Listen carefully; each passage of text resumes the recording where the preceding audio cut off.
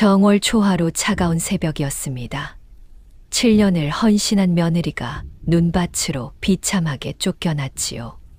아들도 못 낳는 더러운 팔자니 당장 이 문턱을 넘어가거라! 악독한 시어머니의 폭언과 끝내 외면하는 남편의 비겁함에 서연의 가슴은 그만 차갑게 얼어붙었어요. 그녀는 입술을 깨물며 독하게 결심했습니다.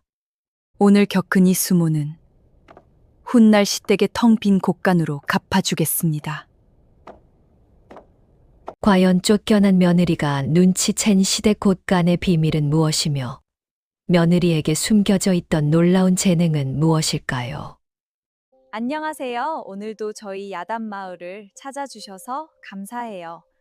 구독, 좋아요는 커다란 사랑입니다. 정월 초하루 새벽이었습니다. 서연은 부엌 아궁이 앞에서 떡국솥을 지키고 있었습니다. 찬물에 손 담근 지 오래라 손끝은 붉게 얼어 있었습니다. 그래도 불평 한마디 하지 않았습니다.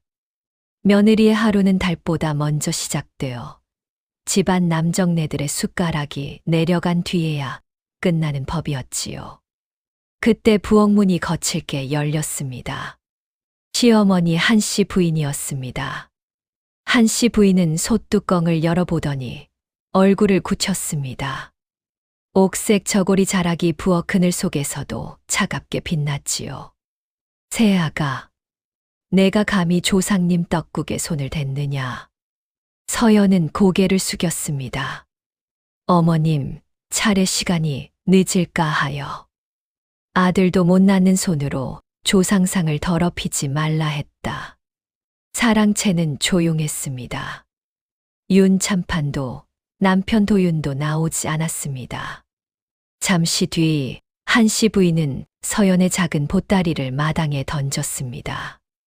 오늘로 내 자리는 없다. 이 문턱을 넘어가거라.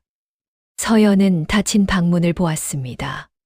서방님, 대답은 없었습니다. 그 침묵이 7년의 결론이었습니다. 대문 밖 찬바람이 얼굴을 때렸습니다. 한씨 부인의 낮은 목소리가 등 뒤에 박혔지요. 내가 낳지 못한 것은 아들이 아니라 내 팔자다. 서연은 보따리를 들었습니다. 그리고 다시는 그 마당을 돌아보지 않았습니다. 마을 어귀에는 오래된 팽나무가 서 있었습니다.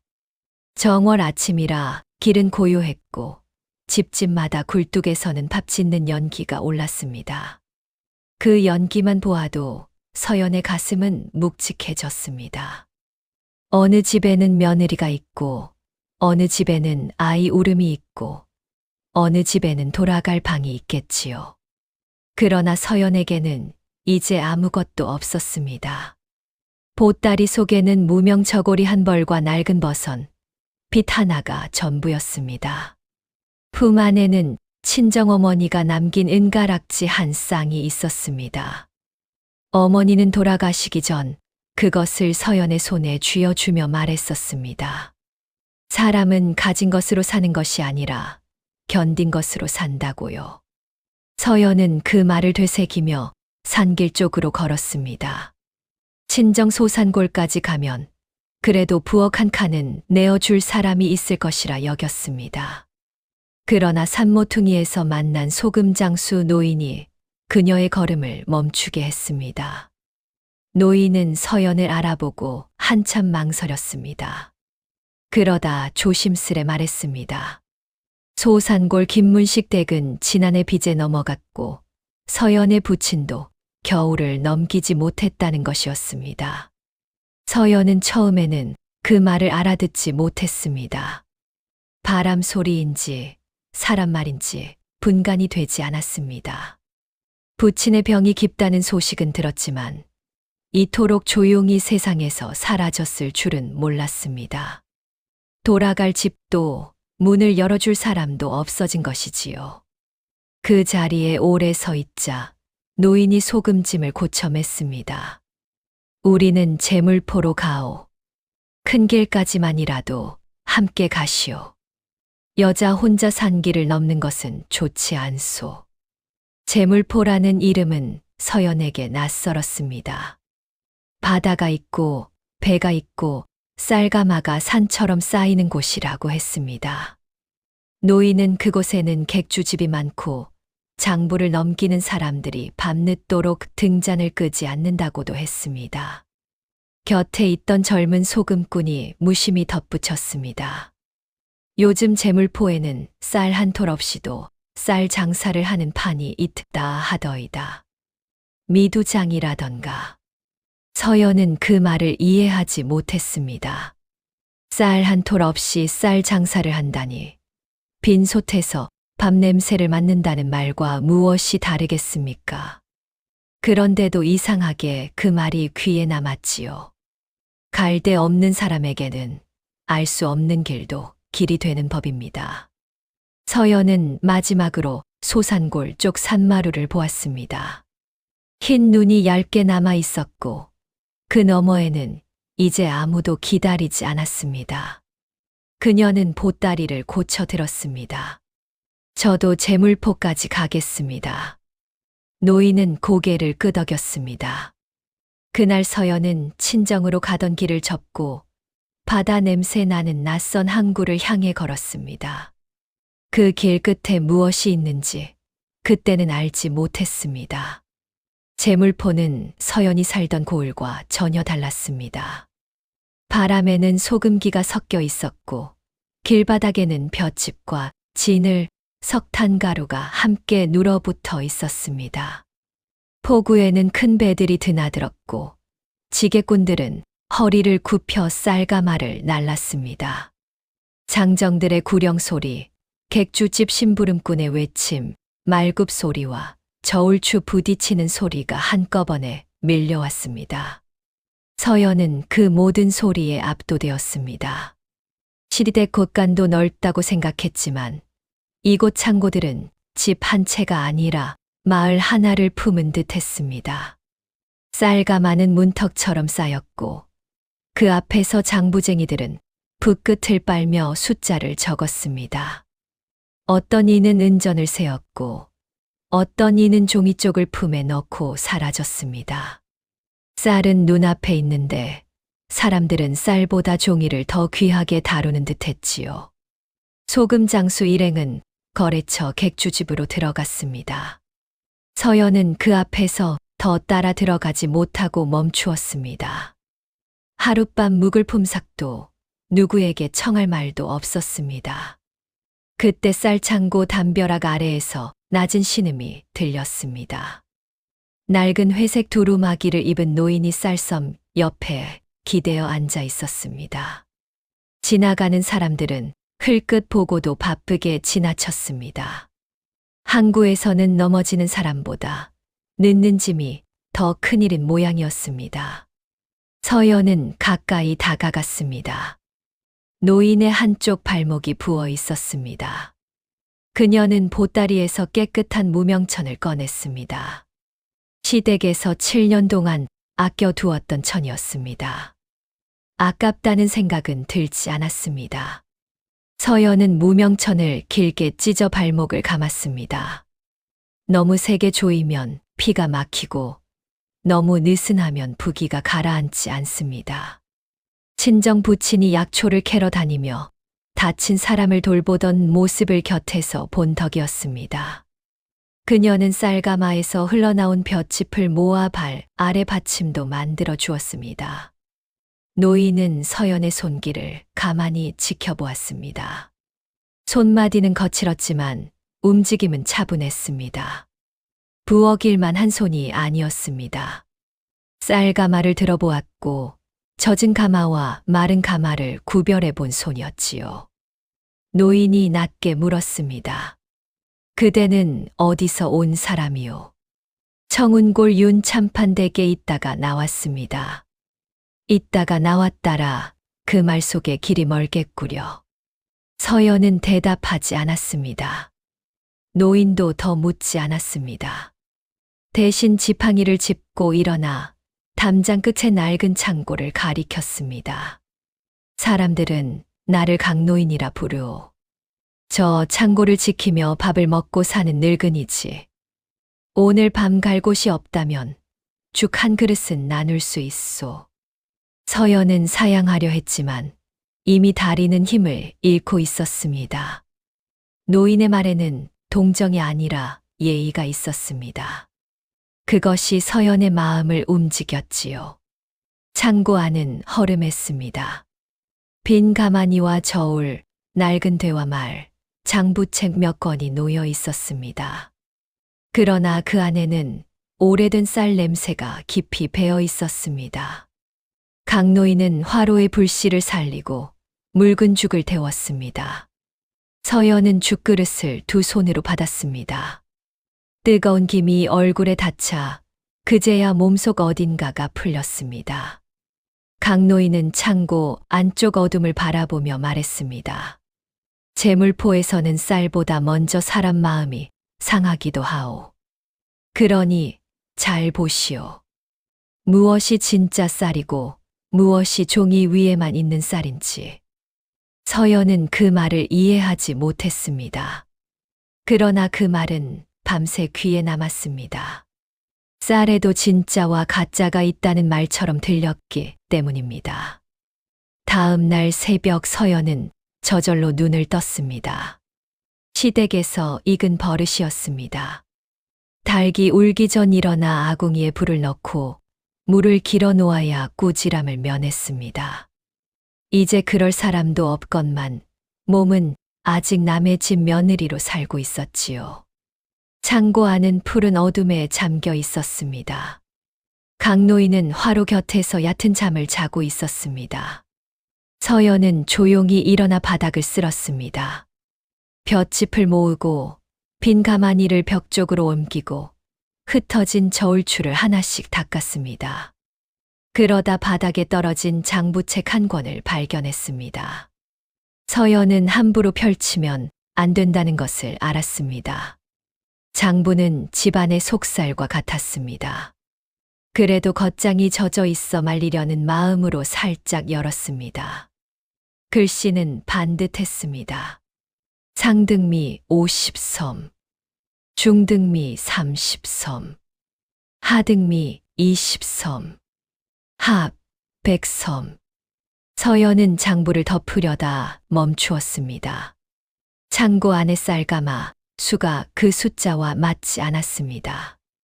그녀는 천천히 가마를 세기 시작했습니다. 상등미로 묶인 새끼줄은 단단했고 중등미는 매듭이 조금 달랐습니다. 하등미는 가마니에서 누군 냄새가 났습니다. 그러나 아무리 세어도 70섬뿐이었습니다. 더 이상한 것은 창고 안쪽에 쌀가마처럼 쌓아둔 빈 가마니였습니다. 겉은 그럴듯했지만 들어보면 가벼웠습니다. 밑동을 누르면 쌀이 아니라 볏짚이 눌렸습니다. 누군가 숫자를 부풀려 놓은 것이지요. 그때 강노인이 눈을 떴습니다. 서연은 놀라 장부를 내려놓았습니다. 강노인은 서두르지 않았습니다. 그는 서연이 가마를 세던 자리와 장부책을 번갈아 보았습니다. 그리고 낮게 물었습니다. 무엇을 보았소? 서연은 숨기지 않았습니다. 장부에는 100섬이라 적혔습니다. 그런데 창고에는 70섬뿐입니다. 강노인의 눈빛이 잠시 달라졌습니다. 놀람인지 경계인지 알 수 없었습니다. 그걸 어찌 알았소? 쌀가마는 밑이 무겁습니다. 오래 둔 쌀은 냄새가 가라앉고 새 쌀은 볏짚 향이 살아 있습니다. 빈 가마니는 들어보지 않아도 매듭에서 티가 납니다. 강노인은 한동안 말이 없었습니다. 그러다 서연에 붙인 이름을 물었습니다. 서연은 조심스럽게 답했습니다. 소산골 김문식이라고 했습니다. 젊었을 적 포구 창고 장부를 보았고 뒤에는 몸이 약해져 약초를 캐며 살았다고 말했습니다. 그 이름을 듣는 순간 강노인의 손이 아주 작게 멈추었습니다. 그러나 그는 곧 표정을 감추었습니다. 장부를 아는 집안이었구려. 그는 장부책을 덮었습니다. 그리고 쌀가마 위에 손을 얹었습니다. 쌀은 논에서 한 번 팔리고 창고에서 또 한 번 팔리오. 그런데 재물포에서는 종이 위에서도 팔리오. 어음과 계약서가 쌀보다 먼저 길을 떠나는 세상이 되었소. 서연은 창고 안쪽의 빈 가마니를 바라보았습니다. 종이에 적힌 100섬과 눈앞에 70섬. 그 사이에 30섬은 어디에도 없었습니다. 그러나 장부에는 분명 살아 있었습니다. 그때 밖에서 사내 목소리가 들렸습니다. 거칠고도 능글맞은 목소리였습니다.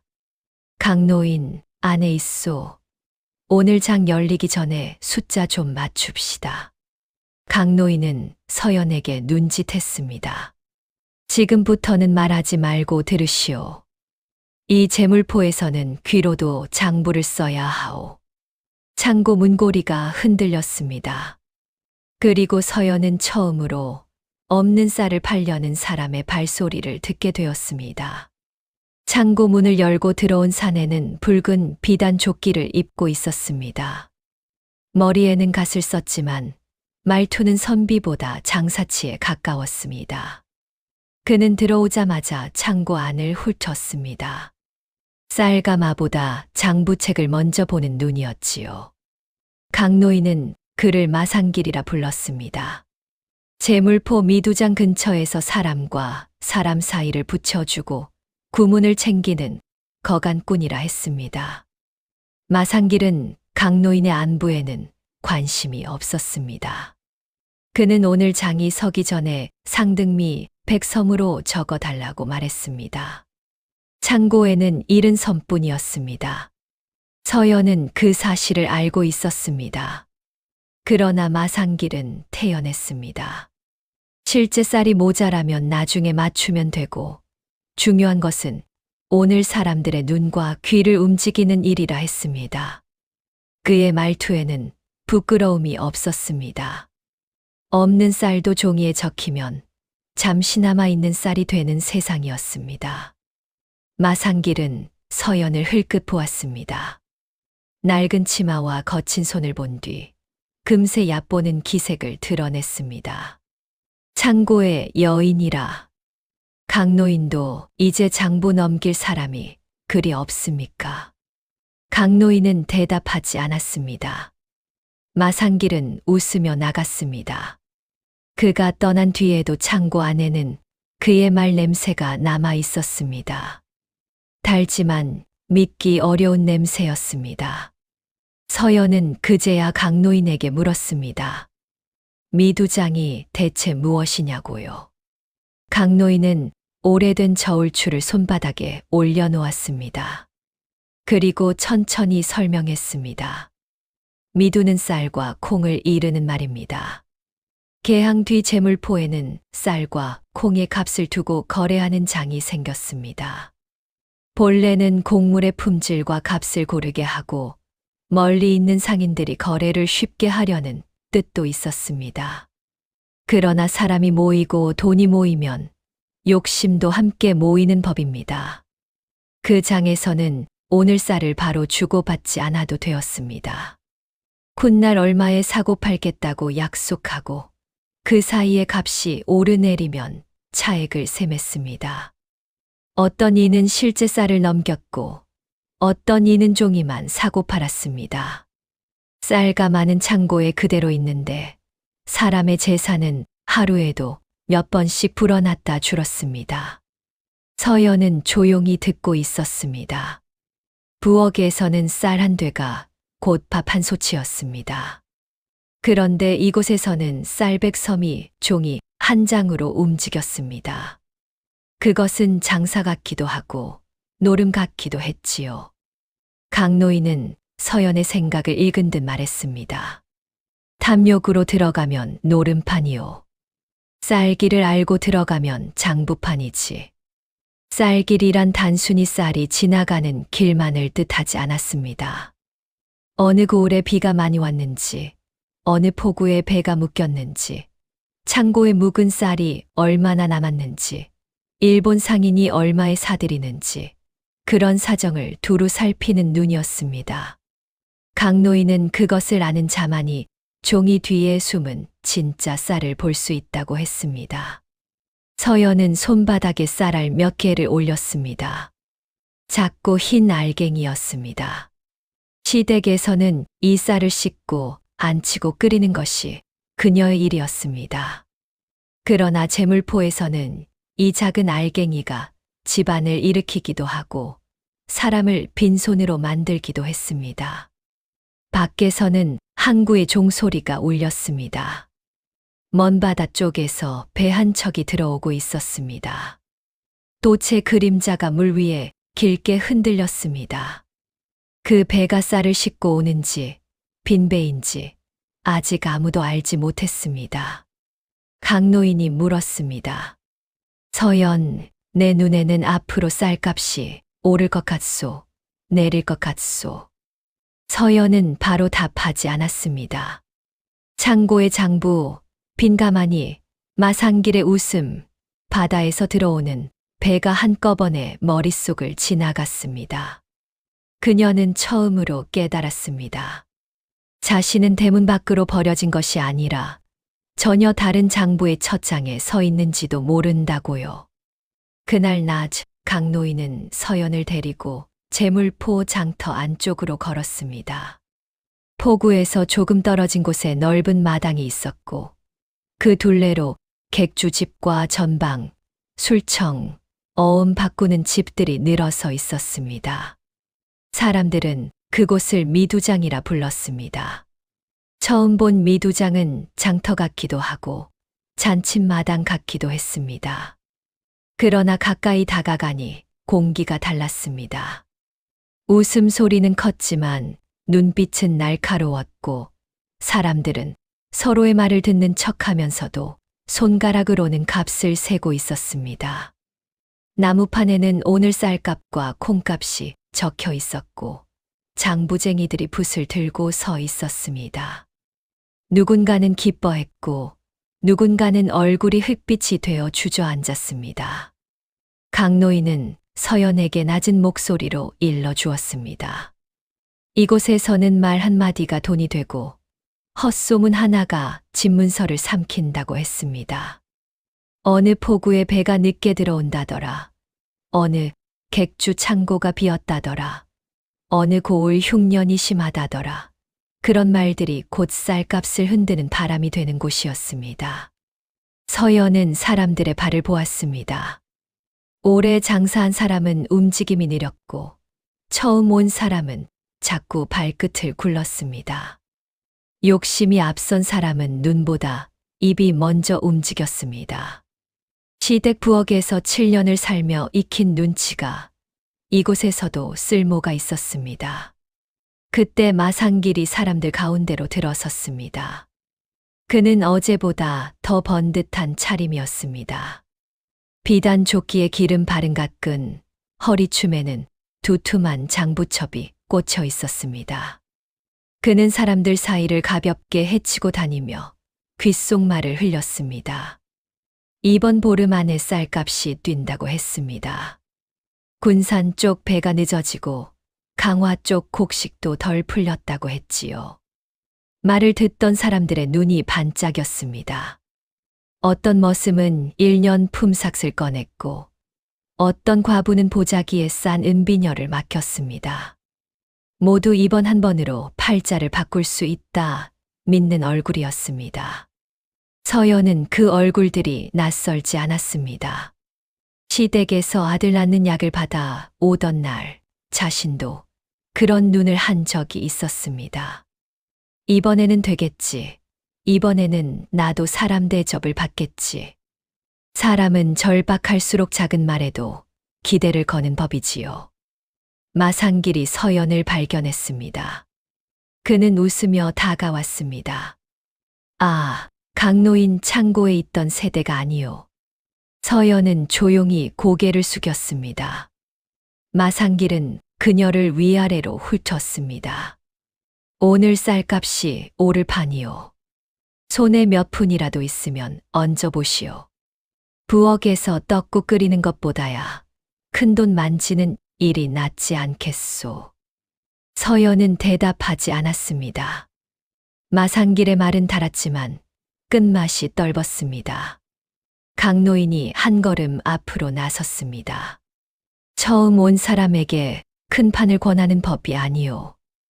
마상길은 웃었습니다. 큰 판이 사람을 키우는 법이지요. 늙은 분들은 늘 겁이 많으십니다. 그는 서연 쪽으로 고개를 기울였습니다. 새댁 이곳에서는 집안도 아들도 시어머니도 소용없소. 쌀값만 맞추면 사람이 달라집니다. 그 말은 서연의 가장 아픈 곳을 건드렸습니다. 그러나 이상하게도 마음은 흔들리지 않았습니다. 그녀는 마상길의 뒤편 장부판을 바라보았습니다. 값은 오르고 있었지만 사람들의 말만큼 창고가 비어 보이지는 않았습니다. 그때 미두장 끝에서 하역군 하나가 숨을 몰아쉬며 뛰어왔습니다. 그는 객주집 심부름꾼에게 무언가를 전하고 사라졌습니다. 서연은 그 입 모양을 놓치지 않았습니다. 배가 둘 더 들어온다. 서연의 눈이 조용히 깊어졌습니다. 마상길의 웃음과 바다에서 오는 소식이 서로 다른 값을 말하고 있었지요. 그날 밤 서연은 강노인의 창고에서 늦도록 잠들지 못했습니다. 밖에서는 파도 소리가 들렸고 창고 안에서는 쌀가마가 낮은 숨을 쉬는 듯 했습니다. 낮에 본 미두장의 얼굴들이 자꾸 떠올랐습니다. 웃는 사람, 우는 사람, 속삭이는 사람, 남의 절박함을 돈 냄새로 맡는 사람. 서연은 마상길의 말을 고지곳대로 믿지 않았습니다. 쌀값이 오른다는 말은 미두장에 가득했지만 포구는 다른 말을 하고 있었습니다. 하역군의 입모양, 객주집 심부름꾼의 급한 걸음, 늦은 밤까지 켜진 창고 등불. 그리고 무엇보다 바닷바람에 섞인 햇살 냄새가 있었습니다. 이튿날 새벽 서연은 강노인에게 청했습니다. 포구 쪽 창고를 한번 둘러보게 해달라고요. 강노인은 아무 말 없이 지팡이를 짚고 앞장섰습니다. 두 사람은 아직 해가 뜨기 전에 선창을 걸었습니다. 물 한 개 사이로 배 두 척이 정박해 있었습니다. 배 밑창에서는 쌀가마가 내려오고 있었습니다. 군산 쪽 표식이 찍힌 가마였습니다. 또 다른 데에는 충청도 내포 쪽 장시에서 모은 곡식이 실려 있었습니다. 겉으로는 조용했지만 들어오는 쌀은 적지 않았습니다. 그런데 미두장에는 아직 그 소식이 제대로 퍼지지 않았습니다. 소문보다 쌀이 먼저 도착한 것이지요. 서연은 강노인에게 말했습니다. 어르신, 쌀값은 오르지 않을 듯합니다. 강노인은 그녀를 보았습니다. 어찌 그리 보오. 어제 마상길은 창고가 빈다 했습니다. 그러나 밤새 배가 들어왔고 하역군들은 서둘러 움직였습니다. 쌀이 귀하면 객주들이 조용히 숨깁니다. 그런데 오늘은 가마를 빨리 풀고 있습니다. 값을 올리려는 자들은 말이 급하고 쌀을 가진 자들은 손이 급합니다. 강노인은 한참 동안 대답하지 않았습니다. 그러다 품에서 작은 돈주머니를 꺼냈습니다. 사흘 동안 창고 일을 거둔 품삯이라 했습니다. 큰 돈은 아니었습니다. 그러나 서연에게는 남의 손에서 처음으로 정당하게 받은 돈이었습니다. 강노인은 그것을 모두 쓰지 말라고 했습니다. 장을 배우려거든 잃어도 내일 밥을 굶지 않을 만큼만 걸어보라고 했습니다. 서연은 그중 아주 일부만 따로 떼었습니다. 나머지는 보자기 안 깊이 넣었습니다. 마음이 뜨거워도 손은 차분해야 했지요. 그날 미두장에서 사람들은 여전히 쌀값이 오른다며 들떴습니다. 마상길은 큰 소리로 매수 약정을 권했습니다. 서연은 반대로 움직였습니다. 훗날 정해진 날에 상등미 몇 섬을 지금 값으로 넘기겠다는 작은 약정을 잡았습니다.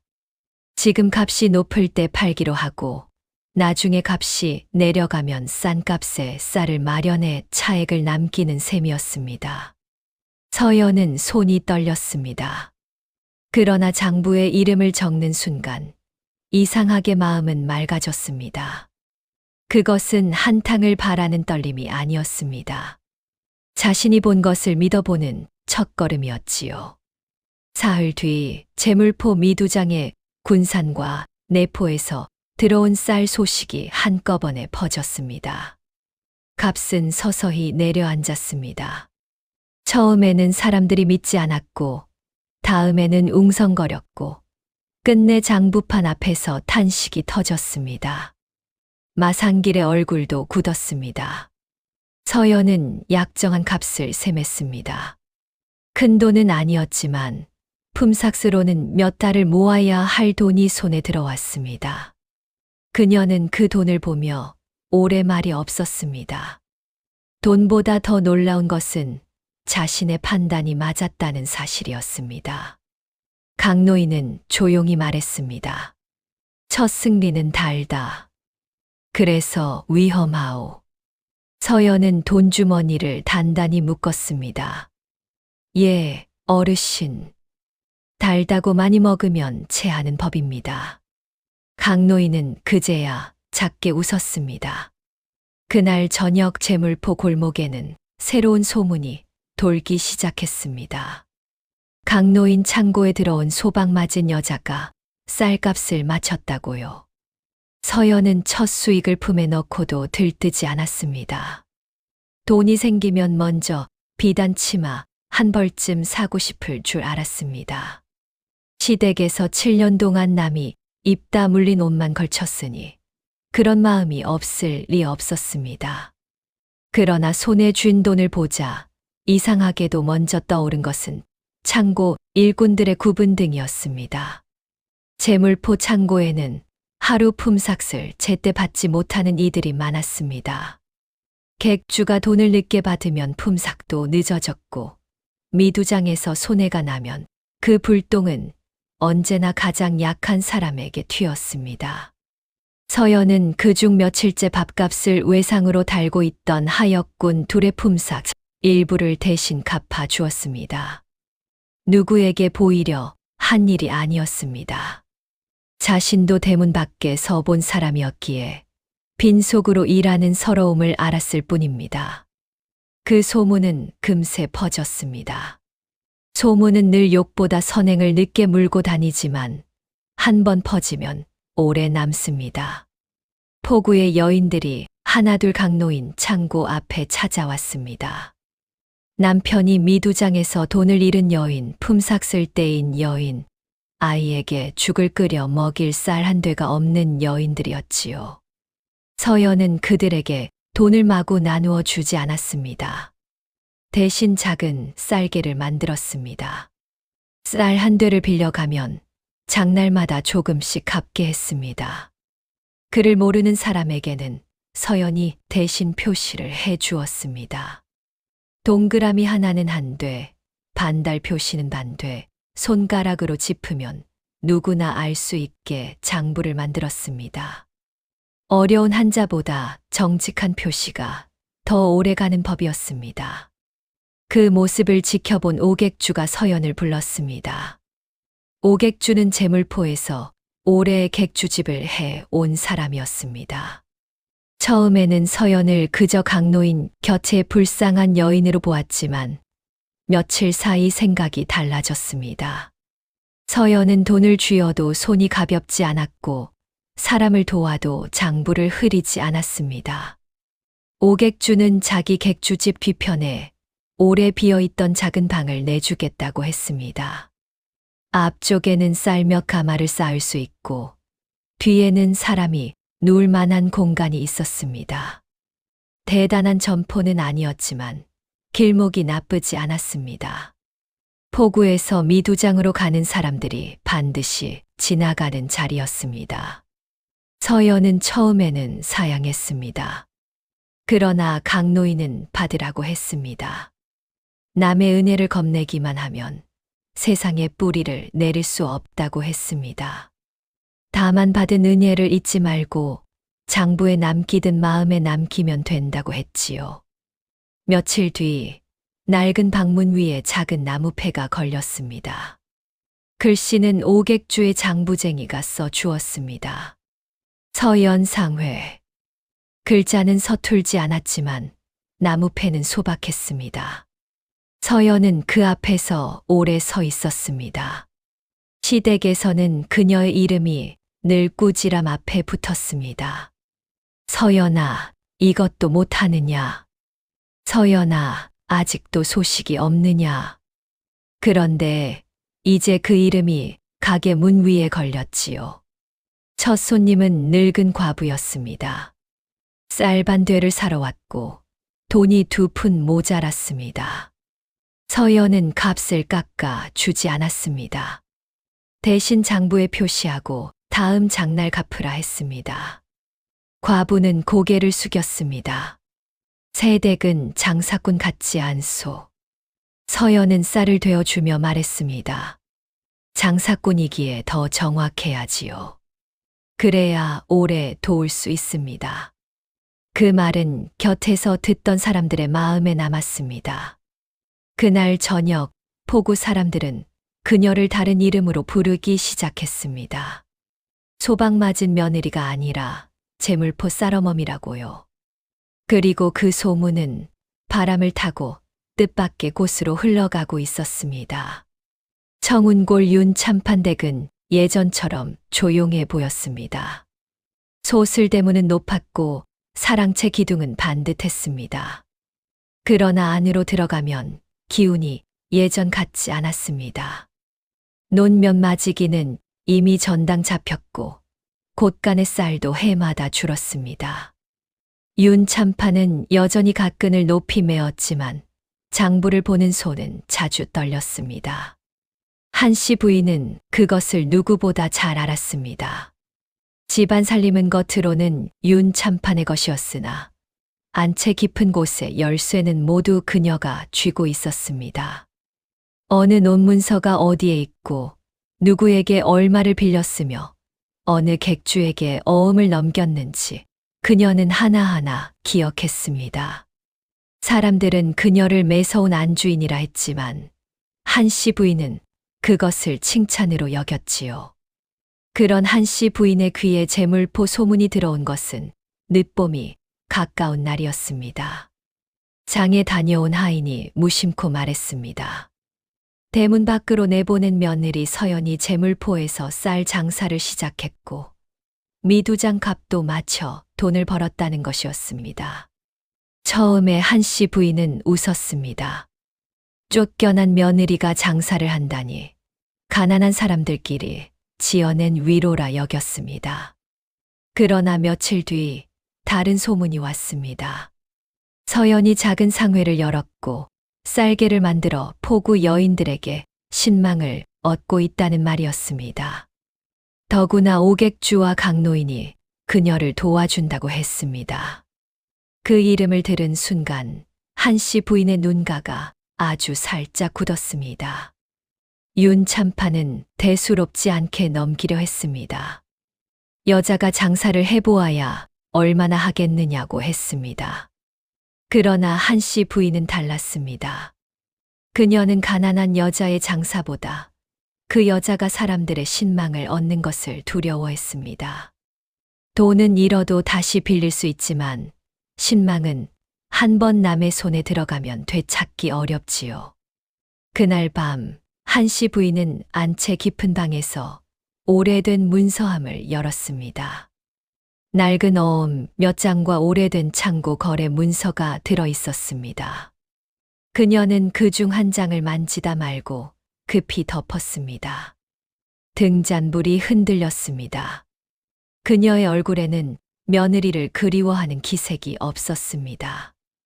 오히려 묻어둔 것이 흘 밖으로 나올까 두려워하는 사람의 표정이었습니다. 다음 날 한씨 부인은 아들 윤도윤을 불렀습니다. 도윤은 어머니 앞에 앉아 고개를 숙였습니다. 서연이 쫓겨난 뒤로 그는 말수가 더 줄었습니다. 죄책감이 있었지만 그것을 말로 꺼낼 용기는 없었습니다. 한씨 부인은 차분히 말했습니다. 서연을 데려오라고요.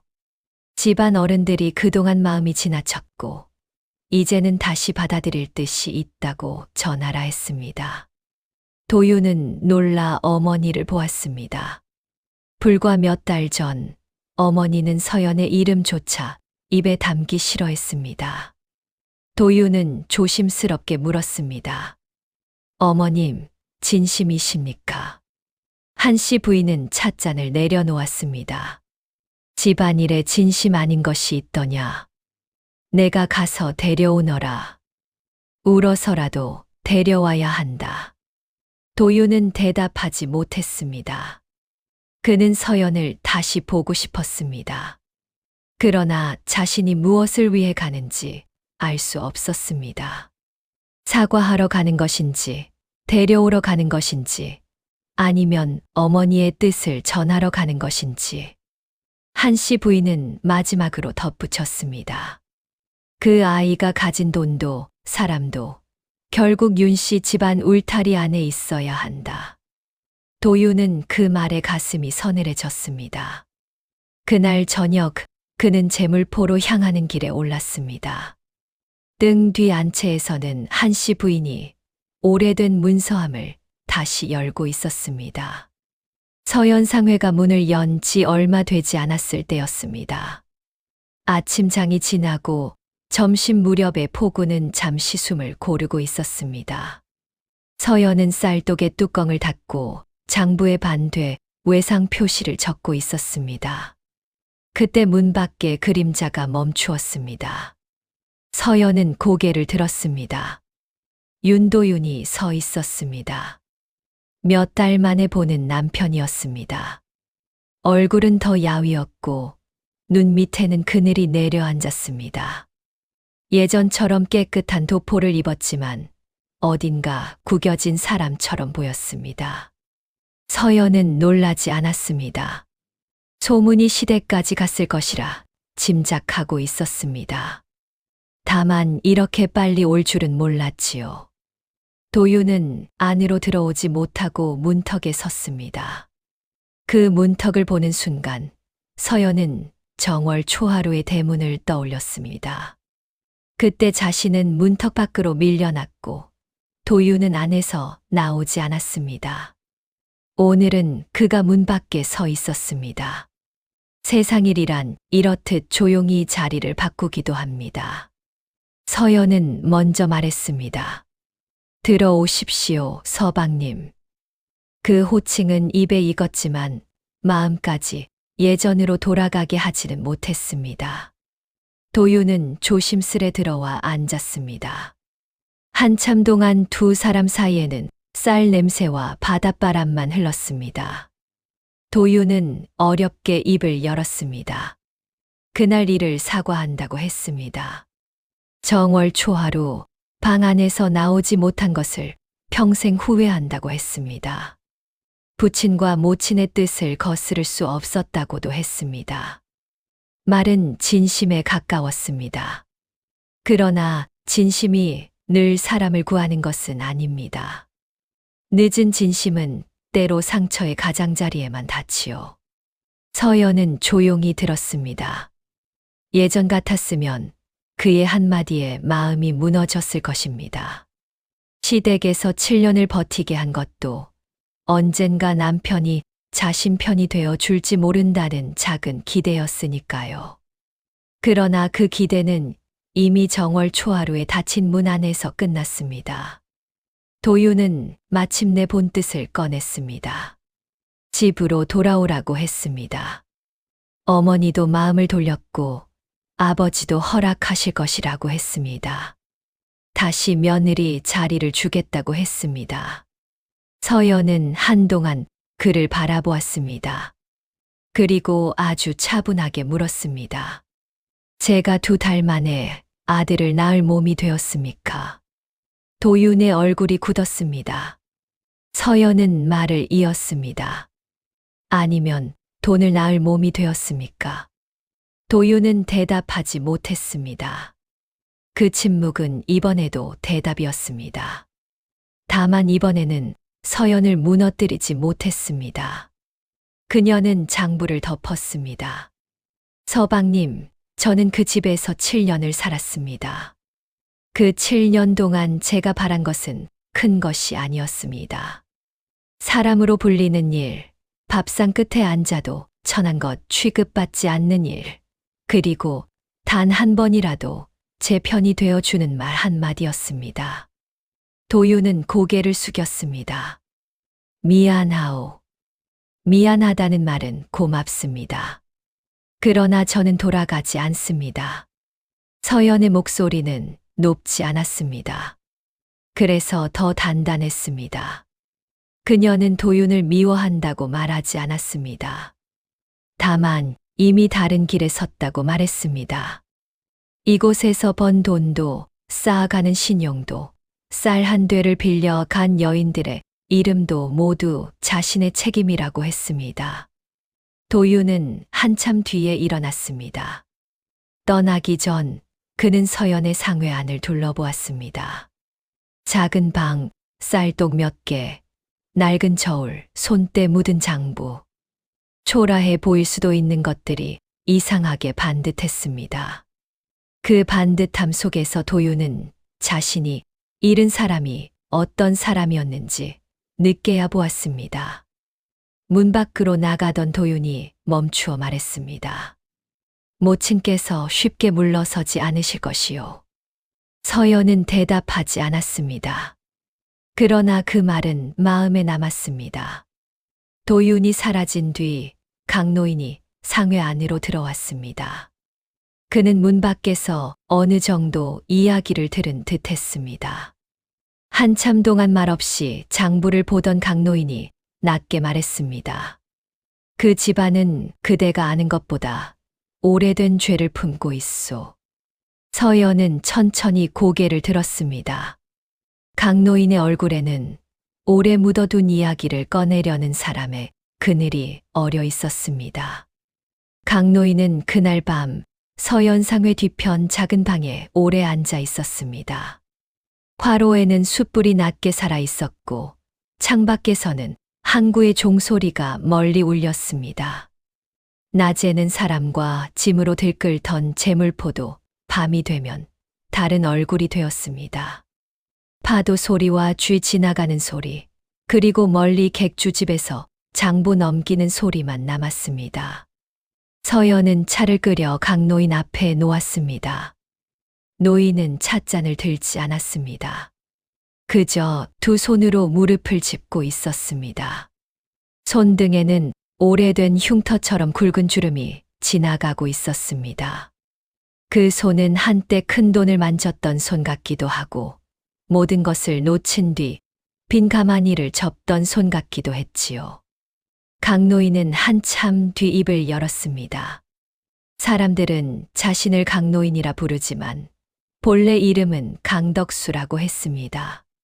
젊은 시절 그는 제물포에서 제법 큰 객주를 꾸렸습니다.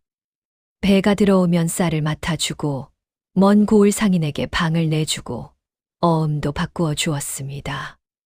객주라는 일은 단순히 짐만 맡는 것이 아니었습니다. 사람의 신용을 맡고 물건의 길을 잇고 돈이 막히지 않게 흐르게 하는 일이었습니다. 그 시절 강덕수의 창고는 늘 쌀 냄새로 가득했습니다. 장부는 깨끗했고 품삯은 밀리지 않았습니다. 그래서 하역꾼들은 그를 강객주라 불렀고 포구 사람들은 어려운 일이 생기면 그의 창고 문부터 두드렸습니다. 그러나 신용이 큰 사람에게는 그것을 탐내는 사람도 붙는 법이지요. 그때 윤참판이 나타났습니다. 양반 체면은 높았으나 현금은 부족했고 논문서는 많았으나 장사길에는 어두운 사람이었습니다. 그는 강객주의 이름을 빌려 쌀을 거래하자고 했습니다. 처음에는 공손했고 나중에는 당연하다는 듯 굴었습니다. 강덕수는 양반과 척을 지기 싫어 몇 번 도왔습니다. 그것이 시작이었습니다. 강노인의 목소리는 낮았지만 흔들리지 않았습니다. 어느 해 가을 윤참판 쪽에서 어음 한 장이 돌았습니다. 강객주가 보증했다는 어음이었습니다. 그러나 강덕수는 그런 보증을 한 적이 없었습니다. 필체도 도장도 정교하게 꾸며져 있었지요. 그 어음이 여러 손을 타고 돌아오자 빚은 모두 강덕수의 몫이 되었습니다. 서연은 숨을 죽였습니다. 장부를 조금 아는 사람이 아니면 이해하기 어려운 일이었습니다. 그러나 그녀는 알았습니다. 종이 한 장이 쌀 100선보다 무거워지는 순간이 있다는 것을요. 강노인은 그 일로 창고를 잃었다고 했습니다. 창고뿐 아니라 신용도 잃었습니다. 신용을 잃은 객주는 빈 배와 같았습니다. 겉은 남아도 실을 것이 없었습니다. 그 일을 꾸민 사람이 윤참판입니까? 서연의 물음은 작았습니다. 강노인은 바로 대답하지 않았습니다. 다만 오래된 장부함을 바라보았습니다. 윤참판 혼자였으면 그리 치밀하지 못했을 것이요. 그 집 안채에서 장부와 문서를 보는 눈이 따로 있었소. 서연은 한씨 부인의 얼굴을 떠올렸습니다. 은비녀를 꽂고 찻잔을 놓던 차가운 손. 그 손이 단순히 집안 열쇠만 쥔 것이 아니었음을 이제 알 것 같았습니다. 강노인은 말을 마치고도 한동안 침묵했습니다. 화로의 불씨가 붉게 꺼져갔습니다. 그러다 노인이 아주 조용히 말했습니다. 그때 내 장부를 보던 젊은이가 하나 있었소. 정직하고 셈이 밝은 사람이었지. 그 사람이 없었다면 나는 끝까지 무엇이 잘못됐는지도 몰랐을 것이오. 서연은 까닭 없이 가슴이 뛰었습니다. 강노인이 천천히 그녀를 보았습니다. 그 사람 이름이 김문식이었소. 서연은 찻잔을 잡은 손에 힘을 주었습니다. 죽은 아버지의 이름이 제물포의 오래된 죄 속에서 다시 걸어 나오고 있었습니다. 서연은 한동안 말을 잃었습니다. 아버지 김문식은 늘 산 냄새가 나는 사람이었습니다. 어깨에는 약초망태기를 메고 손에는 작은 호미를 들고 다녔습니다. 서연의 기억 속 아버지는 장부보다 뿌리와 잎을 더 많이 만지는 사람이었습니다. 그러나 어릴 적 아버지가 밤마다 낡은 종이를 펼쳐놓고 긴 한숨을 쉬던 모습이 떠올랐습니다. 그때는 몰랐습니다. 쌀섬수와 어음 날짜, 도장 자국이 사람의 평생을 어떻게 바꾸는지 몰랐습니다. 서연은 그저 아버지가 숫자를 오래 들여다보다가 등잔불을 끄고 밖으로 나가 한참 하늘을 보던 것을 기억할 뿐이었습니다. 강노인은 김문식이 젊은 시절 제물포 창고 장부를 보던 사람이라고 했습니다. 글씨가 반듯하고 셈이 정확하여 객주들 사이에서도 믿음이 두터웠습니다. 그는 쌀가마의 숫자만 보는 사람이 아니었습니다. 들어온 길, 나간 길, 어음이 돌아온 날짜, 도장이 찍힌 순서까지 살폈습니다. 그래서 윤참판 쪽 문서에서 처음 어긋남을 찾아낸 사람도 김문식이었습니다. 문제는 그 다음이었습니다. 김문식이 이상한 점을 말하자 오히려 누명이 그에게 씌워졌습니다.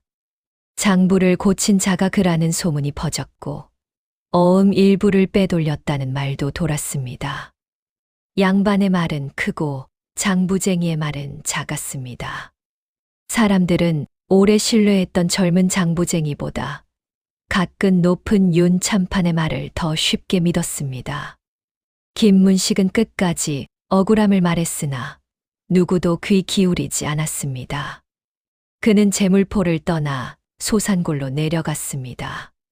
그때부터 몸이 기울기 시작했습니다. 약초를 캐며 살았지만 마음속 병은 산속 바람으로도 낫지 않았지요. 서연은 품속의 은가락지를 꺼냈습니다. 어머니의 유품이라 생각했던 그 가락지는 이제 아버지의 침묵까지 품은 물건처럼 느껴졌습니다. 어머니가 왜 그토록 견딘 것이 사람의 값이라 말했는지 조금은 알 것 같았습니다. 그 말은 가난을 위로하는 말만이 아니었습니다. 억울함 속에서도 사람답게 무너지지 말라는 당부였을 것입니다. 강노인은 낡은 함 하나를 열었습니다. 안에는 오래된 종이 몇 장이 기름종이에 쌓여 있었습니다. 그중 한 장은 어음의 반쪽이었습니다. 온전한 모양이 아니라 세로로 길게 찢겨 있었습니다. 글자의 절반만 남아 있어 뜻을 다 읽을 수 없었습니다. 이것이 그때 남은 증거요. 서연은 조심스럽게 종이를 받았습니다. 종이 끝은 닳았고 먹빛은 바랬지만 도장의 반쪽은 아직 살아 있었습니다. 나머지 반쪽은 어디에 있습니까? 백진사라는 이가 가지고 있소. 그때 김문식과 함께 마지막까지 진실을 밝히려 했던 사람이지. 지금은 제물포 바깥 용연 고개 아래에서 글방을 하고 있소. 그분을 만나면 아버지의 누명이 풀립니까? 강노인은 고개를 천천히 저었습니다. 오래된 죄는 종이 한 장으로 쉽게 열리지 않소. 더구나 죄 지은 자들이 아직 힘을 쥐고 있으면 증거도 칼끝 위의 등잔불과 같소. 서연은 어음 반쪽을 다시 기름종이에 감쌌습니다. 손이 떨렸지만 마음은 이상하게 가라앉았습니다. 분노가 너무 깊으면 도리어 목소리가 낮아지는 법이지요. 그날 밤 서연은 잠들지 못했습니다. 아버지가 억울하게 떠난 길과 자신이 쫓겨난 길이 하나로 이어지는 듯 했습니다. 시댁 대문 밖으로 밀려난 일은 그저 한 여자의 불행이 아니었습니다. 오래 감춰진 죄가 다시 그녀를 찾아온 것이었습니다. 새벽녘 서연은 강노인에게 말했습니다. 백진사 어른을 뵙겠습니다.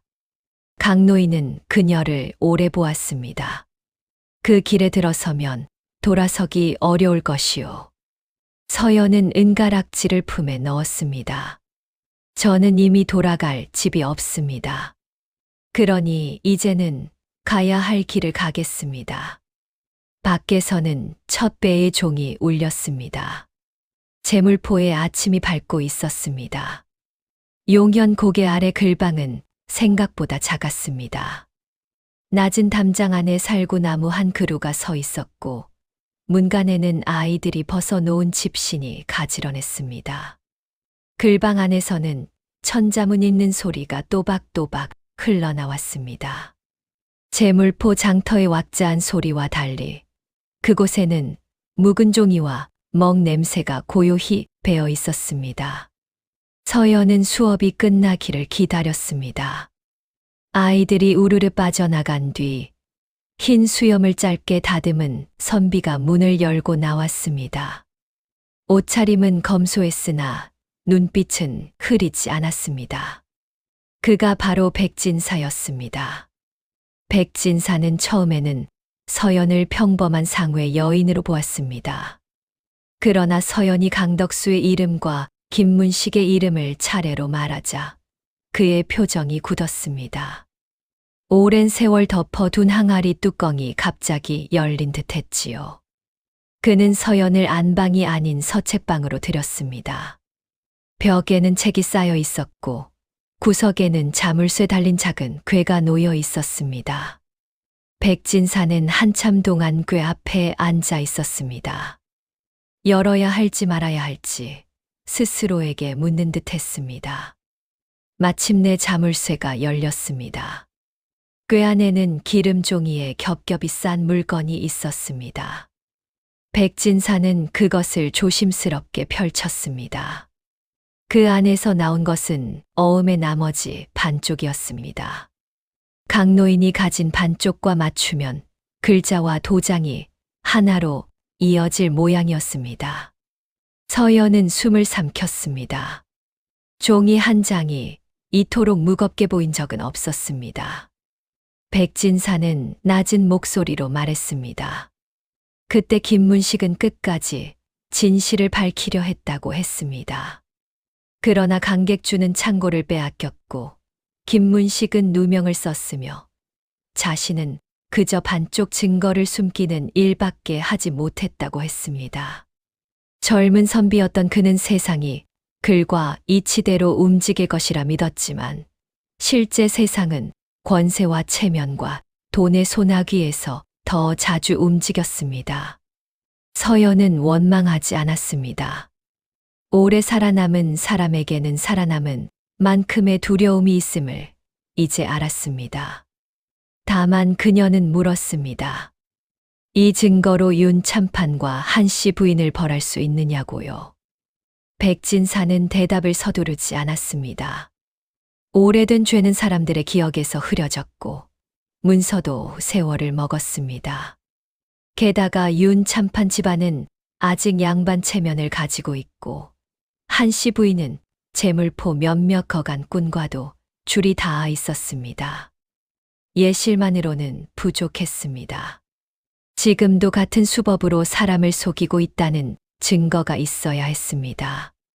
그 말은 서연에게 또 다른 문을 열었습니다. 마상길이 창고에 없는 쌀을 백섬으로 적으라 하던 일. 미두장에 거짓 소문을 흘리던 일. 어쩌면 그것은 우연이 아니었습니다. 오래전 강노인을 무너뜨린 방식이 지금도 다른 이름으로 되풀이되고 있는 것인지 모릅니다. 백진사는 어음 반쪽을 다시 싸지 않았습니다. 대신 서연 앞으로 밀어 놓았습니다. 이제 이것은 내가 품고 있을 것이 아니오. 진실을 걸 실함에게 가야 하오. 서연은 물러서지 않고 받았습니다. 종이는 가벼웠지만 손바닥에는 뜨거운 무게가 얹힌 듯 했습니다. 글방을 나설 때 백진사가 뒤에서 말했습니다. 서연 상회라 했소. 상회는 쌀만 팔아서는 오래가지 못하오. 신용을 팔고 신용을 지키는 곳이어야 하오. 그대가 싸울 것도 결국 그것이오. 서연은 고개를 숙였습니다. 돌아오는 길, 하늘에는 낫달이 희미하게 떠 있었습니다. 서연은 품속의 어음 반쪽을 만지며 걸었습니다. 이제 그녀가 쥔 것은 돈이 아니었습니다. 누군가의 잃어버린 이름을 되찾을 열쇠였습니다. 그런데 재물포로 돌아오는 길목에서 낯선 사내 하나가 그녀를 오래 지켜보고 있었습니다. 그날 밤 청운골 윤참판댁 안채에는 등잔불이 늦도록 꺼지지 않았습니다. 한씨 부인은 평소처럼 단정하게 앉아 있었지만 손끝은 평소보다 빠르게 찻잔 가장자리를 문지르고 있었습니다. 그녀 앞에는 마상길이 무릎을 꿇고 앉아 있었습니다. 재물포에서 큰 소리 치던 거간꾼도 이 안채에서는 목소리를 낮추었습니다. 한씨 부인은 이미 서연이 백진사를 만났다는 말을 들었습니다. 누가 뒤를 밟았는지는 묻지 않았습니다. 세상에는 은전 몇 잎이면 남의 발걸음을 세워주는 사람이 늘 있기 때문입니다. 중요한 것은 서연이 무엇을 알았느냐였습니다. 강노인, 백진사, 김문식. 오래 묻어둔 이름들이 하나둘 다시 이어지고 있었지요. 마상길은 겉으로는 웃었지만 속으로는 불안했습니다. 그 역시 윤참판 집안과 거래하며 적자는 이익을 챙겼습니다. 없는 쌀을 있는 것처럼 꾸미고 소문을 앞세워 미두장 값을 흔드는 일은 혼자 할 수 있는 일이 아니었습니다. 뒤에서 밀어주는 양반가의 이름과 객주 몇 곳에 묵인이 있어야 했습니다. 한씨 부인은 서연을 다시 데려오는 일은 이미 어렵다고 판단했습니다. 그러니 이제는 서연상회의 신용을 깨야 했습니다. 장사꾼에게 돈보다 무서운 것은 신용이 무너지는 일이었습니다. 손님이 등을 돌리고 쌀게 사람들이 의심을 품고 객주가 거래를 끊으면 작은 상회는 버틸 수 없습니다. 그녀는 마상길에게 몇 가지 지시를 내렸습니다. 첫째, 서연상회 쌀이 묵은 쌀이라는 소문을 퍼뜨릴 것. 둘째, 쌀게 장부가 비었다는 말을 장터 여인들 사이에 흘릴 것. 셋째, 미두장에 거짓 타역 정보를 넣어 서연이 잘못된 판단을 하게 만들 것. 그리고 마지막으로 사람들이 눈으로 확인할 만한 일을 만들라고 했지요. 마상길은 마지막 말에서 잠시 고개를 들었습니다. 너무 큰 소라는 관아의 눈을 끌 수 있다고 했습니다. 한씨 부인은 차갑게 웃었습니다. 관아는 소란을 보는 것이 아니라 소란 뒤에 누가 서 있는지를 본다고 했습니다. 윤참판의 이름이 아직은 그만큼 힘이 있다고 믿는 얼굴이었습니다. 그 무렵 서연상회는 점점 자리를 잡아가고 있었습니다. 하루 수익은 크지 않았지만 찾아오는 사람은 늘었습니다. 가난한 여인들은 쌀게 장부를 믿었고 하역꾼들은 서연이 저울을 속이지 않는다고 말했습니다. 아이를 업은 젊은 과부가 쌀반되를 사가며 고맙다 인사하면 서연은 꼭 장부의 표시를 남겼습니다. 인정은 인정대로 베풀되 셈은 흐리지 않았습니다. 바로 그 점이 한씨 부인의 눈에는 거슬렸습니다. 서연이 그저 운 좋게 돈을 번 여자였다면 기다리면 무너졌을 것입니다. 그러나 서연은 돈을 사람에게 바꾸고 있었습니다. 사람들의 입과 마음이 그녀 편으로 기울고 있었지요. 마상길은 안채를 나서며 품속의 장부첩을 만졌습니다. 그 안에는 거짓 타역 기록과 가짜 어음 몇 장이 들어 있었습니다.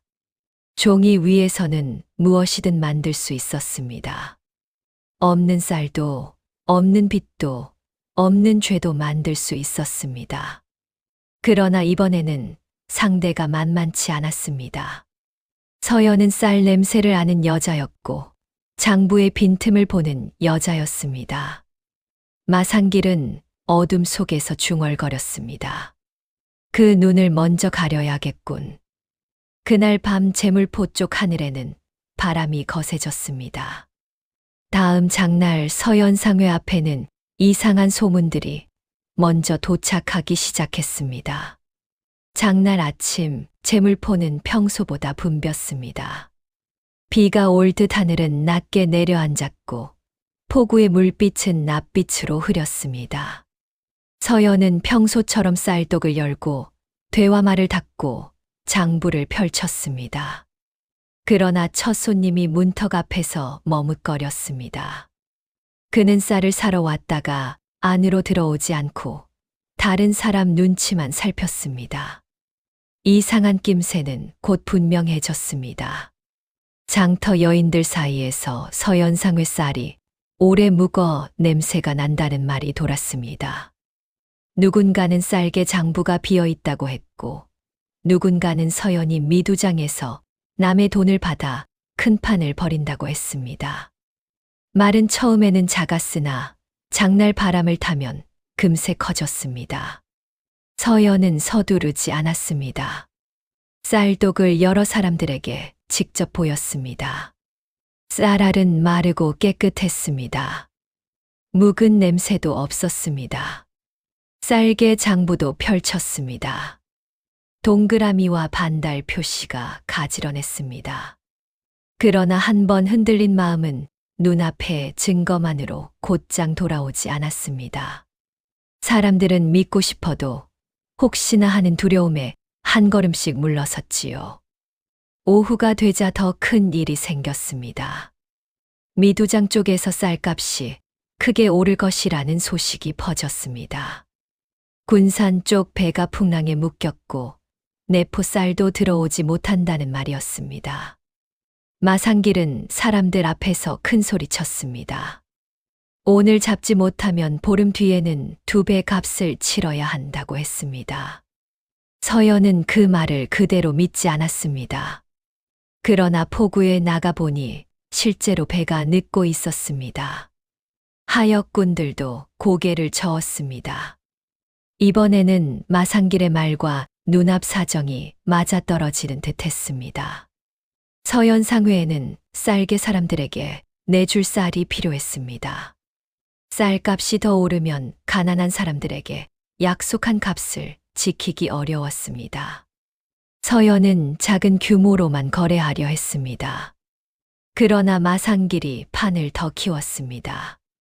그는 서연이 겁을 내어 쌀을 확보하지 못하면 쌀개 사람들을 굶기게 될 것이라고 부추겼습니다. 주변 사람들의 눈도 서연에게 모였습니다. 쌀어멈이라더니 이럴 때는 어찌하나 보자 하는 시선이었습니다. 서연은 결국 평소보다 큰 약정을 잡았습니다. 무리한 선택이었습니다. 그러나 그 순간에는 그것이 사람들과의 약속을 지키는 길처럼 보였습니다. 장부에 이름을 적는 동안 손끝이 차가웠습니다. 강노인은 곁에서 말리지 않았습니다. 다만 그의 눈빛은 어두웠습니다.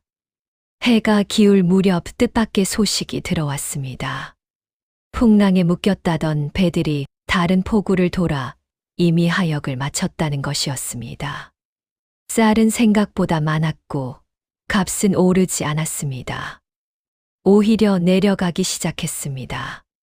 서연이 잡은 약정은 순식간에 손해로 변했습니다. 마산길은 사람들 틈에서 안타까운 척 혀를 찼습니다. 그러나 그의 눈가에는 웃음이 숨어 있었습니다. 그 밤 서연은 상회 안에서 장부를 다시 살폈습니다. 손해는 작지 않았습니다. 그래도 버틸 수는 있었습니다. 문제는 돈이 아니라 소문이었습니다. 장터 사람들은 이미 서연 상회를 의심하기 시작했습니다. 그때 밖에서 다급한 발소리가 들렸습니다. 하역꾼 하나가 문을 두드렸습니다. 서연 어멈, 창고 쪽으로 가 보셔야겠습니다. 서연은 벌떡 일어났습니다. 멀리 포구 쪽 하늘이 붉게 물들고 있었습니다. 불길이라고 부르기에는 아직 작았지만 밤하늘에 비친 빛은 분명 평온한 등잔불이 아니었습니다. 서연의 쌀창고가 있는 골목 쪽이었습니다. 그녀는 장부를 품에 안고 밖으로 뛰어나갔습니다. 바람 속에서 누군가의 웃음소리 같은 것이 아주 희미하게 흩어졌습니다. 서연이 창고 골목에 닿았을 때 밤 공기에는 매캐한 냄새가 퍼져 있었습니다. 불길은 크게 번지지 않았지만 창고 문짝 한쪽이 검게 그을렸고 안쪽에 쌓아둔 빈 가마니 몇 묶음이 연기를 내고 있었습니다. 하역꾼들이 물동이를 나르며 불씨를 눌렀고 오객주는 놀란 얼굴로 서연을 붙들었습니다. 다행히 쌀가마까지는 닿지 않았소. 허나 장부괴가 서연은 대답하지 않고 창고 안으로 들어갔습니다. 장부괴는 바닥에 엎어져 있었습니다. 겉은 그을렸고 안에 넣어둔 장부 몇 권도 가장자리가 까맣게 변해 있었습니다. 누군가 일부러 장부괴를 문가 가까이 끌어다 놓은 흔적이 있었습니다. 쌀보다 장부를 먼저 태우려 한 것이 분명했습니다. 사람들은 숨을 죽였습니다. 작은 상회의 장부가 사라진다는 것은 입을 잃는 것과 같았습니다. 누가 쌀을 빌려갔는지, 누가 돈을 맡겼는지, 어느 거래가 진짜였는지 말할 길이 없어지는 까닭입니다. 장터 소문은 이미 서연 상회를 흔들고 있었습니다. 여기에 장부까지 잃었다면 서연은 아무리 결백해도 제 결백을 보일 수 없었지요. 그러나 서연은 울지 않았습니다. 그을린 장부를 한 장 넘겨보고 조용히 덮었습니다. 그러고는 창고 뒤편 쌀독 아래 놓인 낡은 나무판을 들어 올렸습니다. 그 밑에는 기름종이에 싼 꾸러미가 있었습니다. 강노인이 오래전부터 가르쳐 준 습관이었습니다. 장부는 하나만 두지 말라. 눈에 보이는 장부는 남이 믿게 하는 장부요. 숨겨둔 장부는 나를 지키는 장부라 했습니다. 서연은 꾸러미를 열었습니다. 진짜 장부는 멀쩡했습니다.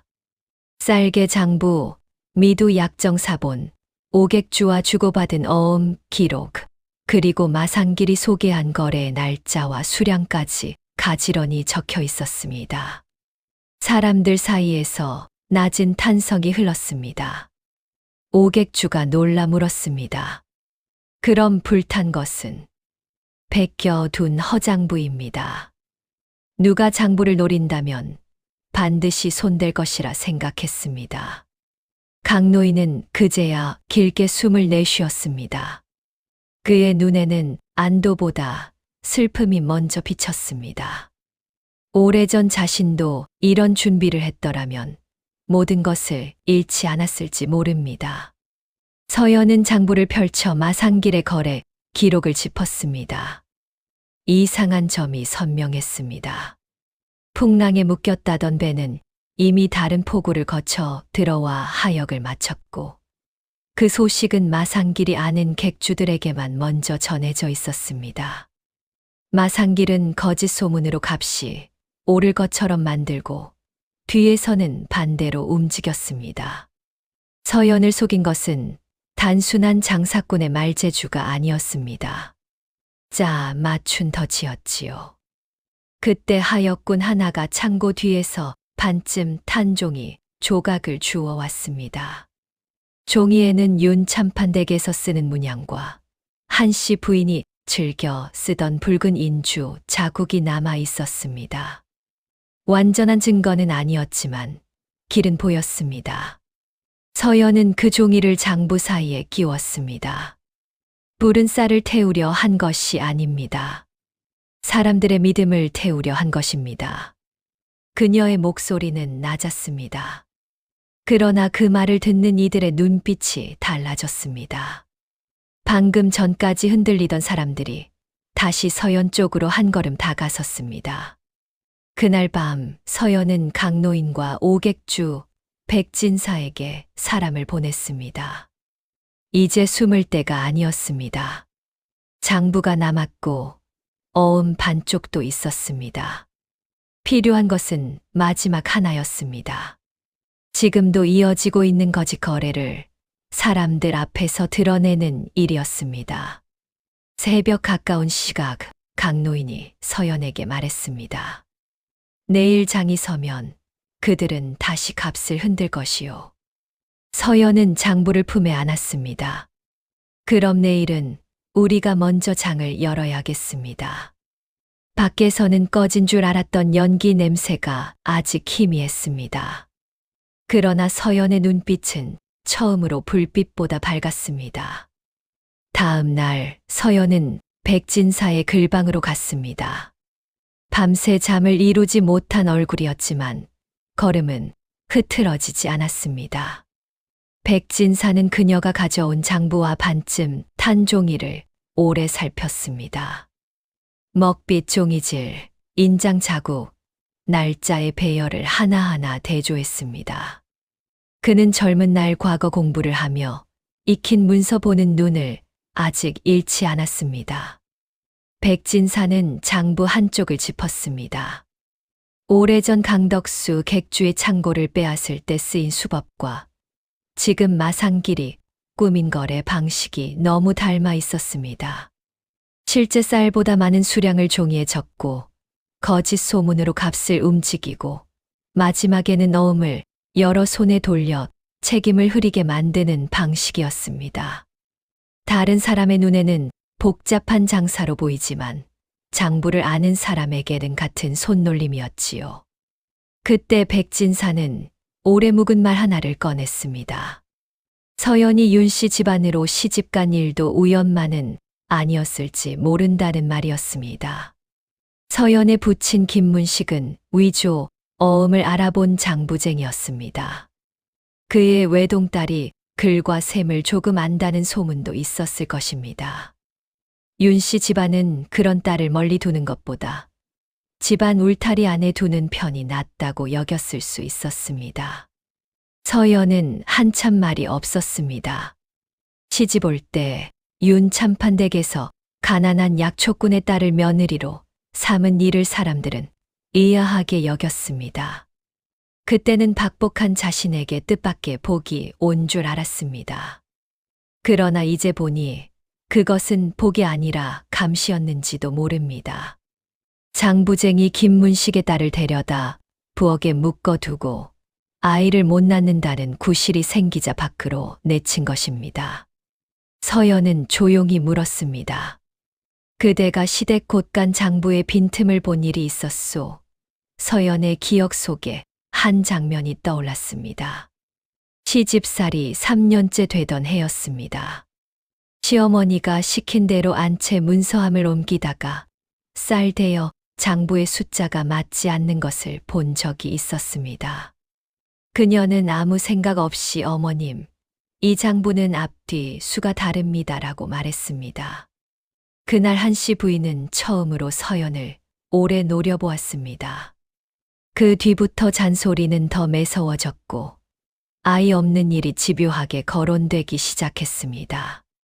서연은 그제야 알았습니다. 한씨 부인이 두려워한 것은 며느리의 빈태만이 아니었습니다. 숫자를 보는 눈, 거짓을 알아보는 눈이었지요. 오후가 되자 뜻밖의 사람이 백진사 글방에 찾아왔습니다. 윤도윤이었습니다.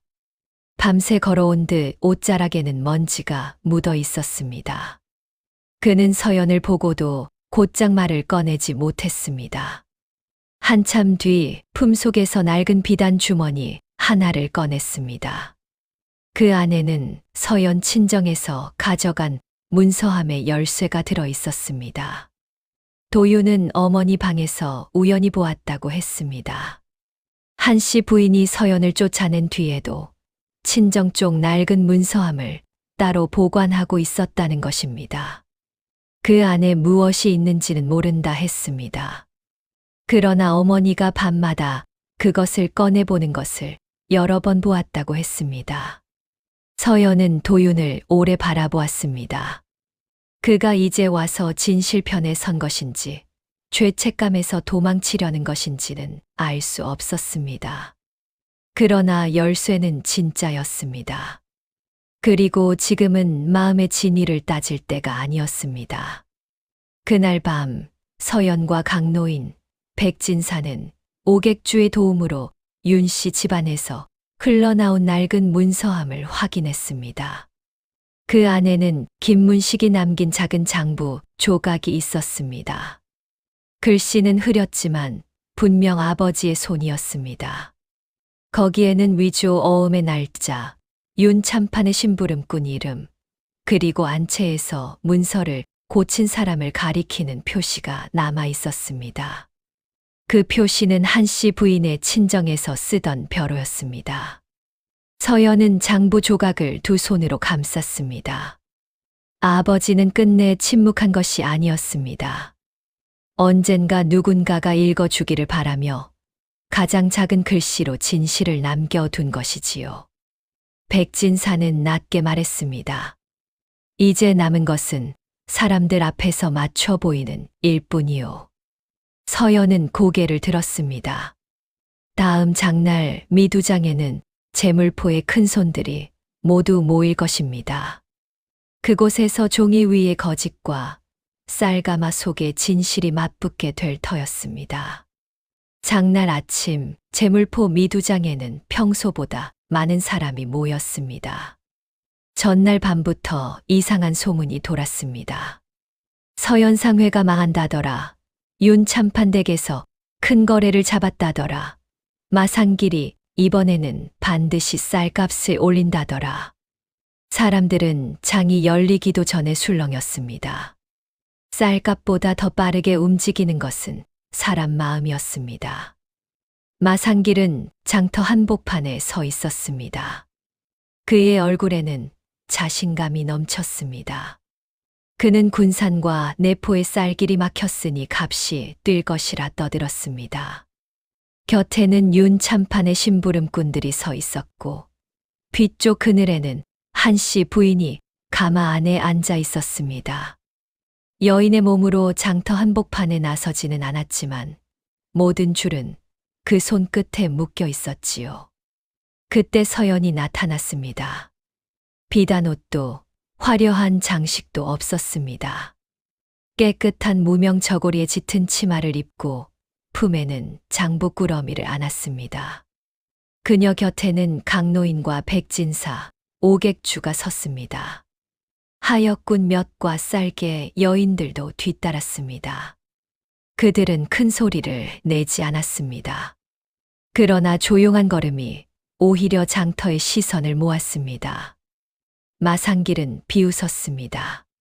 서연상회는 불탄 장부나 추스르시오. 미두장은 눈물로 서는 곳이 아니오. 서연은 그 말을 받지 않았습니다. 대신 장터 한복판의 넓은 판 위에 장부를 펼쳤습니다.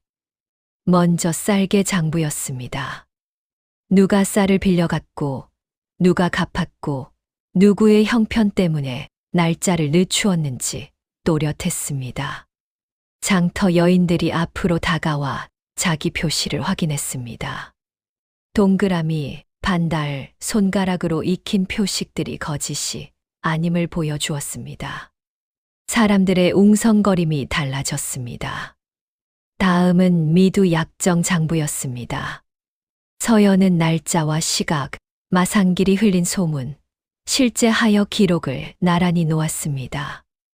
오객주가 창고 입출고 기록을 내놓았고 하역군들은 어느 배가 언제 들어왔는지 증언했습니다. 풍랑에 막혔다던 배는 이미 다른 포구를 거쳐 들어와 있었습니다. 마상길이 알면서도 숨긴 것이었습니다. 마상길의 얼굴에서 웃음이 거쳤습니다. 그는 서연이 여인들을 모아 감정으로 호소할 줄 알았지 숫자로 판을 뒤집을 줄은 몰랐습니다. 그러나 진짜 장부는 아직 나오지 않았습니다. 백진사가 앞으로 나섰습니다. 그는 기름종이에 싼 어음 반쪽을 펼쳤습니다. 강노인도 품속에서 나머지 반쪽을 꺼냈습니다. 두 종이는 오래 떨어져 있었으나 맞대자 글자와 도장이 하나로 이어졌습니다. 장터 한복판에 낮은 탄성이 일었습니다. 윤 참판의 이름, 강덕수의 보증을 위조한 흔적, 날짜를 고친 먹자국이 드러났습니다. 마상길은 뒷걸음질 쳤습니다. 윤 참판의 심부름꾼들은 서로 얼굴만 보았습니다. 가마 안의 발이 살짝 움직였습니다. 한씨 부인이었습니다.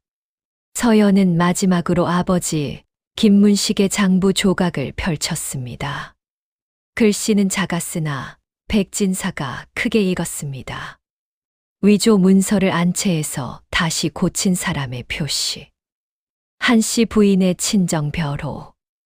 그 이름이 장터 사람들의 귀에 닿는 순간 가마 안의 침묵이 무너졌습니다. 한씨 부인이 가마 문을 밀고 나왔습니다. 얼굴은 창백했지만 눈빛은 여전히 매서웠습니다. 계집이 감히 장터에서 시엄히 이름을 더럽히느냐.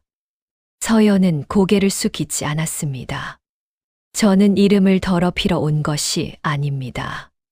더럽혀진 장부를 씻으러 왔습니다. 그 말에 쌀개 여인들이 서연 뒤에 섰습니다. 하역군들도 물러서지 않았습니다. 객주들까지 서로 눈치를 보았습니다. 이제 장터의 힘은 윤 참판댁 쪽에만 있지 않았습니다. 마침내 관아 아전들이 도착했습니다. 오객주가 미리 알린 것이었습니다. 아전들은 장부와 어음, 하역 기록을 거두었습니다. 마상길은 빠져나가려 했지만 창고 일꾼들이 길을 막았습니다. 누구도 거칠게 굴지 않았습니다. 다만 그가 지나갈 틈을 주지 않았을 뿐입니다. 윤 참판도 뒤늦게 장터에 나타났습니다. 그는 체면을 지키려 했으나 맞춰진 어음 앞에서 말문을 잃었습니다. 오래전 종이 위에 숨긴 죄가 같은 종이 위에서 돌아온 것이지요. 장터는 조용해졌습니다. 쌀값을 외치던 미두장이 그날만큼은 진실의 값을 셈하고 있었습니다. 관아의 조사는 며칠 동안 이어졌습니다. 재물포 사람들은 처음에는 반신반의했지만 장부가 하나씩 맞춰질수록 말이 줄었습니다.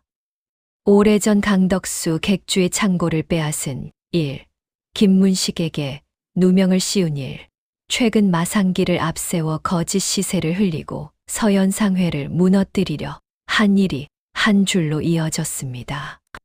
따로 떨어져 보이던 사건들이 한 장부의 앞뒤 장처럼 맞물렸지요. 윤참파는 끝까지 체면을 붙잡으려 했습니다. 자신은 문서의 세세한 일을 몰랐다고 했고 장사는 아랫사람들이 벌인 일이라 했습니다.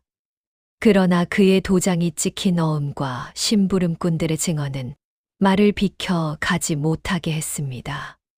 사람은 몰랐다고 할 수 있어도 도장은 제 주인을 따라갑니다. 마상길은 더 빨리 무너졌습니다.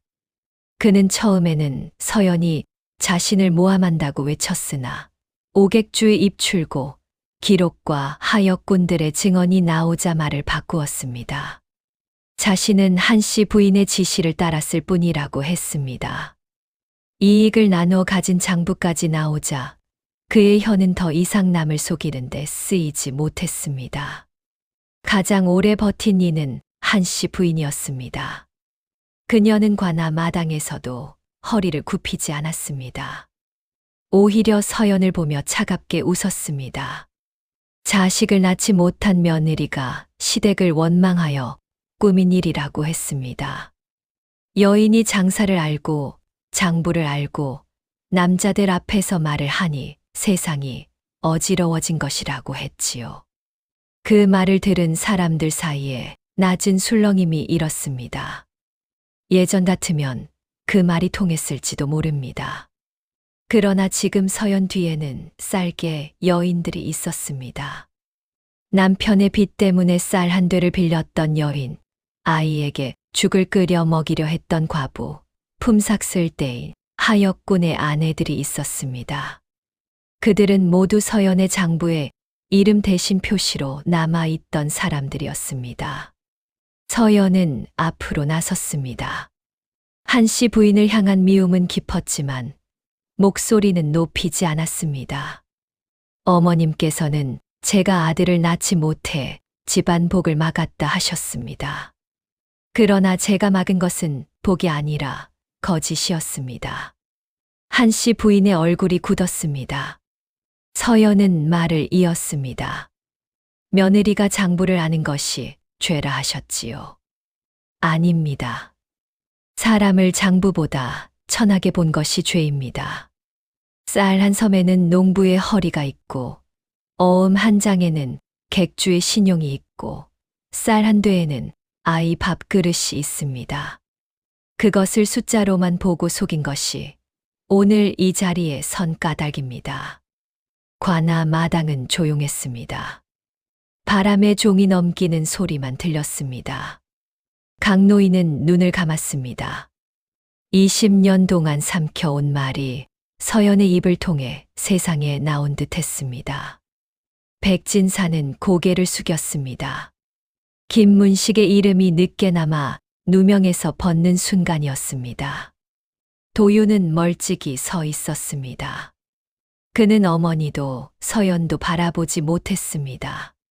한때는 침묵이 효도라 믿었고 순종이 집안을 지키는 일이라 믿었습니다. 그러나 그 침묵이 한 사람의 7년을 얼마나 외롭게 했는지 이제야 보았습니다. 그는 서연 앞으로 와 무릎을 꿇었습니다. 늦었습니다. 그래도 사죄드립니다. 서연은 그를 일으키지 않았습니다. 그러나 모욕하지도 않았습니다. 서방님도 이제는 스스로의 장부를 보셔야 합니다. 무엇을 잃었고 무엇을 외면했는지요. 그 말은 매섭지 않았습니다. 그래서 더 깊이 남았습니다. 조사 끝에 윤 참판 집안의 일부 재산은 빼앗긴 이들에게 돌려지게 되었습니다. 강노인의 창고 권리도 회복되었고 김문식에게 씌워졌던 누명은 공식적으로 풀렸습니다. 윤 씨 집안은 더 이상 예전처럼 높은 대문 뒤에 숨을 수 없었습니다.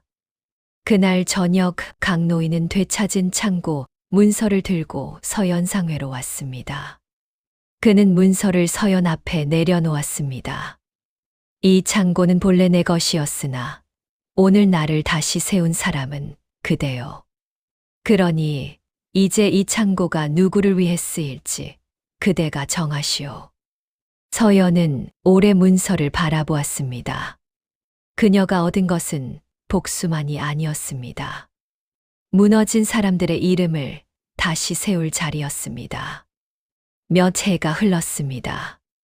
재물포 포구는 여전히 시끄러웠습니다. 배는 들어오고 나갔고 쌀가마는 쌓였다가 흩어졌습니다. 미두장에서는 여전히 값이 오르고 내렸고 사람들은 웃었다가 울었습니다. 그러나 그 장터 한쪽에는 예전과 다른 간판 하나가 단단히 걸려 있었습니다. 서연상회. 처음에는 쌀 몇 가마로 시작한 작은 점포였습니다. 이제는 창고를 갖추고 하역 일꾼에게 품삯을 제때 주며 여러 객주와 정직한 거래를 하는 상회가 되었습니다. 사람들은 서연을 거상이라 불렀습니다. 그러나 서연은 그 말을 들을 때마다 웃으며 고개를 저었습니다. 쌀은 사람보다 높지 않다고 했습니다. 장사는 사람을 살릴 때 오래 간다고 했지요. 강노인은 되찾은 창고 한쪽의 작은 방을 얻어 지냈습니다. 그는 여전히 낡은 두루마기를 입었지만 더는 몰락한 창고지기가 아니었습니다. 젊은 장부쟁이들에게 어음 보는 법과 인장 살피는 법을 가르쳤습니다. 종이의 먹빛이 언제 고쳐졌는지, 도장이 눌린 힘이 왜 다른지, 쌀 수량과 하역 날짜가 어떻게 맞아야 하는지 찬찬히 일러주었습니다. 백진사는 글방을 넓혔습니다. 전에는 남자아이들만 글을 배웠지만 이제는 포구의 여자아이들과 과부들도 저녁마다 찾아왔습니다. 서연이 비용을 댔습니다. 어려운 글보다 먼저 숫자를 배웠습니다. 쌀 한 돼, 반돼 한 말, 한 섬. 외상과 변제, 어음과 날짜. 장부를 읽는 법은 곧 제 삶을 남에게 빼앗기지 않는 법이었습니다. 쌀개도 커졌습니다.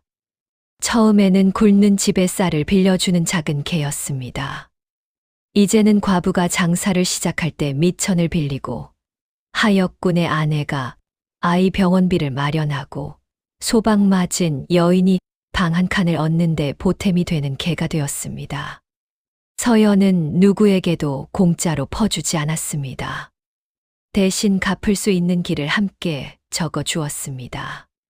그것이 사람을 더 당당하게 만든다는 것을 알았기 때문입니다.